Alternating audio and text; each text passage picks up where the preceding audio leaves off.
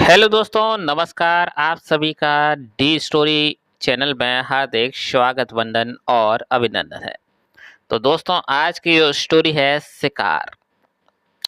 शेर शेरा नाम का एक शेर जंगल में सबसे कुशल और क्रूर शिकारियों में गिना जाता था। अपने दल के साथ उसने ना जाने कितने भैंसों, हिरणों और अन्य जानवरों का शिकार किया था। धीरे धीरे उसे अपनी काबिलियत का घमंड होने लगा। एक दिन उसने अपने साथियों से कहा, आज से जो भी शिकार होगा उसे सबसे पहले मैं खाऊंगा। उसके बाद ही तुम में से कोई उसे हाथ लगाएगा। तो दोस्तों, ये थी कहानी की शुरुआत। और इस कहानी को पूरा सुनने के लिए आप हमारे चैनल को जरूर सब्सक्राइब कर लीजिए, लाइक कर लीजिए, कमेंट में जरूर बता दीजिए एंड में जब कहानी आपको अच्छी लगे तो कैसी लगे। अब इसके भाग की शुरुआत करते हैं।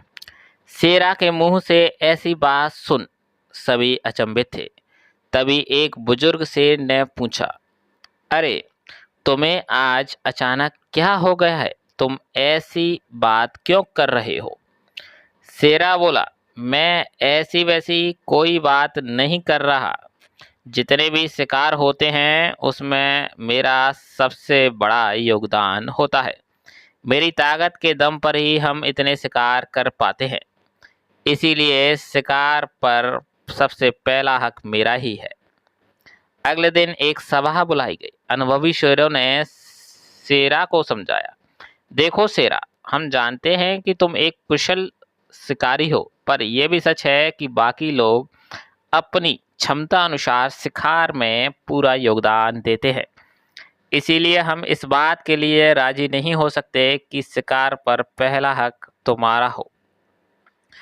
हम सब मिलकर शिकार करते हैं और हमें मिलकर ही उसे खाना होगा। शेरा को यह बात पसंद नहीं आई। अपने ही घमंड में चूर वह बोला, कोई बात नहीं, आज से मैं अकेले ही शिकार करूंगा और तुम सब मिलकर अपना शिकार करना। और ऐसा कहते हुए शेरा सभा से उठकर चला गया। कुछ समय के बाद जब शेरा को भूख लगी तो उसने शिकार करने का सोचा। वह भैंसों के एक झुंड की तरफ दहाड़ते हुए बढ़ा, पर यह क्या, जो भैंसे उसे देखकर कांप उठते थे वो आज उसके सामने आने पर भी जरा भी नहीं घबराए, उल्टे एकजुट होकर उसे ही खदेड़ दिया। शेरा ने सोचा, चलो कोई बात नहीं है, मैं हिरणों का शिकार कर लेता हूँ। और वह हिरणों की तरफ बढ़ा, पर अकेले वो कहाँ तक इन फुर्तीले हिरणों को घेर पाता। हिरन भी उसके हाथ नहीं आए। जब शेरा को एहसास हुआ कि इतनी ताकत होते हुए भी बिना दल का सहयोग पाए वो एक भी शिकार नहीं कर सकता, उसे पछतावा होने लगा। अब वह टीम वर्क की इम्पोर्टेंस समझ चुका था। वह निराश बाकी शेरों के पास पहुंचा और अपने इस व्यवहार के लिए क्षमा मांग ली और एक बार फिर से जंगल में उसकी दहाड़ से कांपने लगा। फ्रेंड्स, चाहे आप स्पोर्ट्स में हो, कॉर्पोरेट में हो, कॉर्पोरेट वर्ल्ड में काम करते हो या बिजनेस में काम करते हो, टीम वर्क की इम्पोर्टेंस को समझना बहुत ज़रूरी है।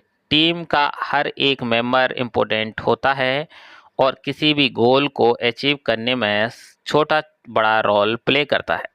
नेचुरली सभी उंगलियां बराबर नहीं होती, इसीलिए टीम में कभी किसी मेंबर का अधिक तो किसी का कम रोल होता है। यदि बड़ा योगदान देने वाला सोचे कि जो कुछ भी है उन्हीं की वजह से है, तो ये गलत होगा। इसीलिए किसी तरह का घमंड करने की बजाय हमें सभी को इम्पोर्टेंस देते हुए एज अ टीम प्लेयर काम करना चाहिए।